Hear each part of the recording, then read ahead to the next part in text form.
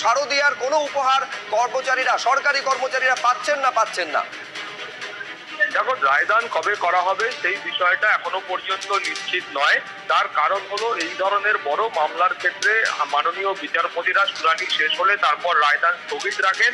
এখন আজকে যে নির্দেশ দেওয়া হয়েছে সেই নির্দেশ অনুযায়ীও আজকের এই মহার্ঘ ভাতা মামলার যে রায়দান সেটা স্থগিত রাখা হয়েছে। 2 সপ্তাহের মধ্যে সমস্ত পক্ষ তাদের যে বক্তব্য এতদিন তারা পেশ করেছেন সেটা লিখিত আকারে সুপ্রিম কোর্টের কাছে পেশ করবেন।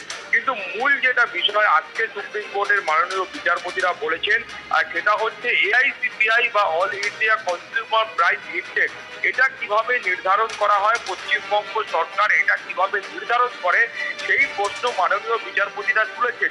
তার কারণ মাননীয় বিচারপতিরা মনে করছে যে এটা যদি এক একটা রাজ্য তারা যদি এক একভাবে এটাকে নির্ধারণ করে, সেক্ষেত্রে এটা হতে পারে যে পশ্চিমবঙ্গ সরকারের তরফ থেকে যে পদ্ধতিতে গণনা করা হবে সেখানে টাকার যে অঙ্ক দাঁড়াবে সেটা অন্য রাজ্য গণনা করলে সেটা পশ্চিমবঙ্গের থেকে কমও হতে পারে। ফলে তারা এই বিষয়টা নিয়ে সুপ্রিম কোর্ট তার যে একটা প্রশ্ন সেই প্রশ্ন তারা রেখেছেন।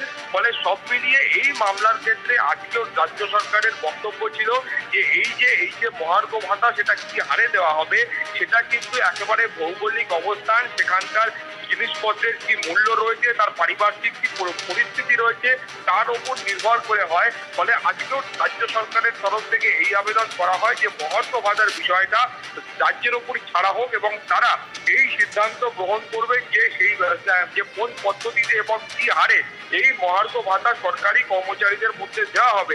ফলে তুমি বুঝতেই পারছো যে এই যে মামলা দীর্ঘদিন ধরে কলকাতা হাইকোর্ট তারপরে সুপ্রিম কোর্টের কাছে বিচারাধীন রয়েছে। মাননীয় বিচারপতিরা এই মামলাতে এই নির্দেশও দিয়েছিলেন যে এক্ষুনি 25% মহার্ঘ ভাতা কমপক্ষে দিয়ে দেওয়া হোক এবং তারপরে বাকি বিষয়টা এই মামলা এগোলে বাকিটা পরে নির্ধারণ হবে।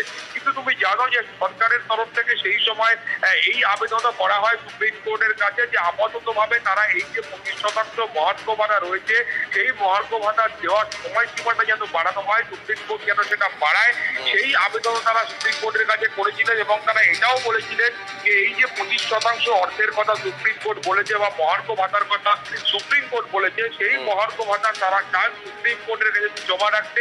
তার কারণ এই মামলার ফলাফল বা এই মামলার যে রায় সুপ্রিম কোর্টের তরফ থেকে দেওয়া হবে সেটা যদি সরকারের পক্ষে যায় সেক্ষেত্রে এই 25% কর্মচারীদের থেকে উদ্ধার করা পরবর্তী ক্ষেত্রে হয়তো অসম্ভব হয়ে দাঁড়াবে এবং সেই কারণেই তারা এই সওয়াল রেখেছিলেন। ফলে আজকে শুনানি শেষ হয়েছে, মনে করা হচ্ছে যখন এটা সুপ্রিম কোর্টের তরফ থেকে যে রায় আসবে তারপরে বাকি বিষয়টা পরিষ্কার হবে। ধন্যবাদ সৌভিক।